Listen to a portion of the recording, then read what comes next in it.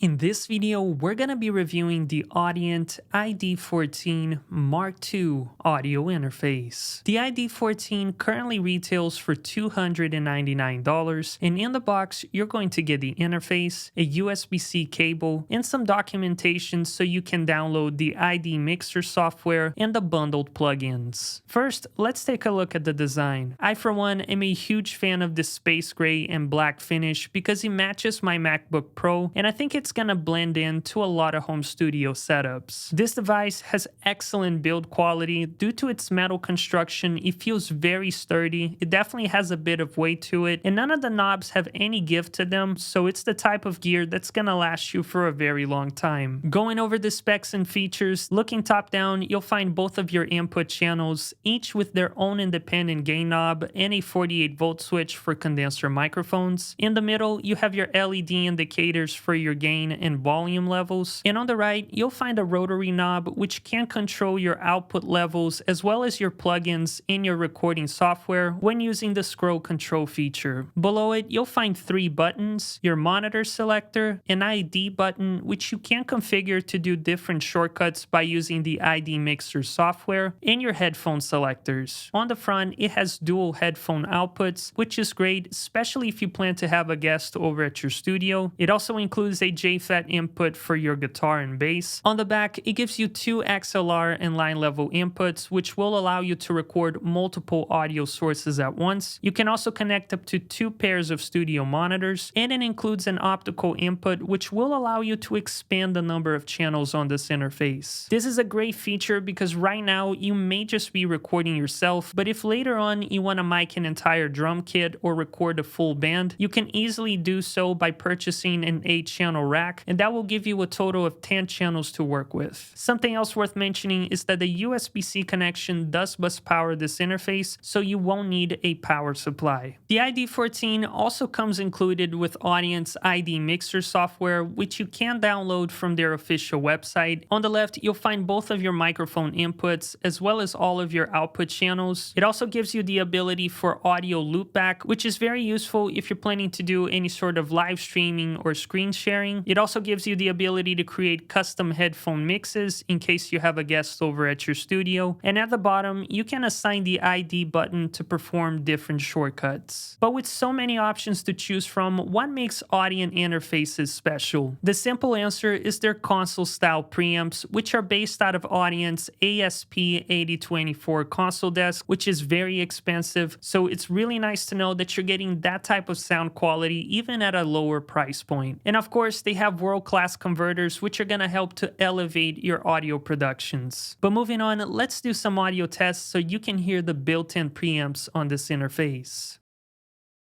You're listening to the Rode NT1 4th generation condenser microphone being plugged into the Audient iD14 without any post-processing, and this is what the built-in preamp sounds like. Now you're listening to the Lewitt LCT 440 Pure, which is another popular home studio mic being plugged into the Audient iD14, no post-processing, and this is what kind of sound quality you can expect out of this interface. This time, you're listening to the Shure SM7DB, which is the new version of the SM7B. I have my gain around 90% of the way up, and I'm not using a cloud lifter. Once again, no post-processing, and this is what kind of sound quality you can expect out of this setup. I've got my heart set on anywhere but here. I'm staring down myself, counting up the years.